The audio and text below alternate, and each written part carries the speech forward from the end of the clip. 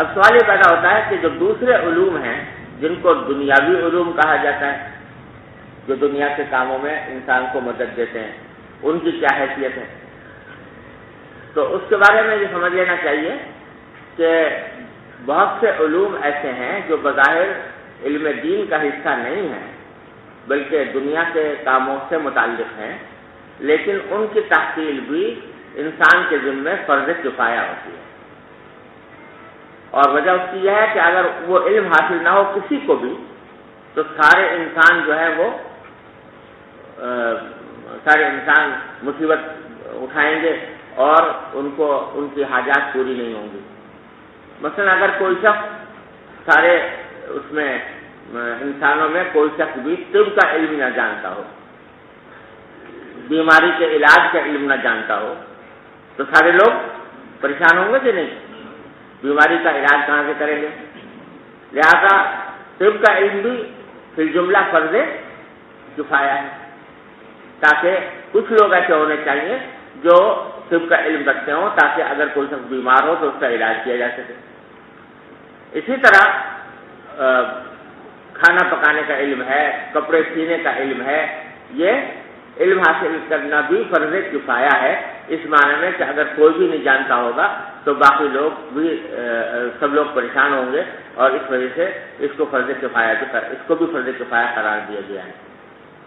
اسی طرح مثلا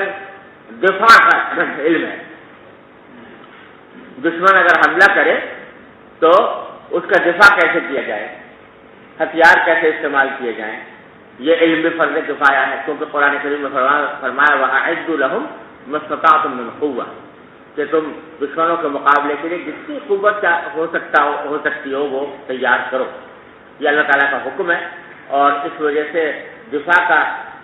کے لیے تیاری کرنا یہ بھی وہ فرض کفایہ ہے۔ تو اب سوال یہ پیدا ہوتا ہے کہ جب یہ دنیاوی علوم بھی فرض کفایہ ہوئے اور دینی علوم کا معاملہ یہ ہے کہ اس کا کچھ حصہ تو فرض عین ہے، یعنی اتنا حصہ جس کے بغیر انسان اپنے فرائض و واجبات کو پورا نہ کر سکے اور شریعت کے مطابق زندگی نہ گزار سکے، اتنا علم تو فرض عین ہے، ہر انسان کے ذمہ فرض ہے۔ طلب العلم فضیلۃ علی کل مسلم، اس میں یہی علم مراد ہے۔ اگر مثلا یہ علم کہ نماز کیسے پڑھیں، نماز کے اوقات کیا ہوتے ہیں، کس وقت پڑھی جاتی ہے، کس طرح پڑھی جاتی ہے، یہ علم حاصل کرنا ہر انسان کے ذمہ ضروری ہے۔ روزہ رکھنے کا کیا احکام ہے بنیادی، وہ معلوم کرنا ضروری ہے۔ زکوٰۃ کے کیا احکام ہے، حج کا کیا احکام ہے، جب حج کے لیے آدمی جائے تو اس کا علم حاصل کرنا ضروری ہے، یہ فرض عین ہے۔ لیکن اس سے زیادہ تفصیلات، جیسا کہ علم تفسیر، علم حدیث اور علم فقہ میں ہم آپ پڑھاتے ہیں، وہ فرض عین نہیں، ہر انسان کے ذمہ واجب نہیں، بلکہ وہ فرض کفایہ ہے کہ بستی میں اگر ایک آدمی بھی اس علم کو حاصل کر لے تو ساری بستی کی ضروریات اس سے پوری ہو سکتی ہے، کافی ہو جائے گا، اور اگر ایک بھی نہ کرے تو سب گنہگار ہوں گے، کیونکہ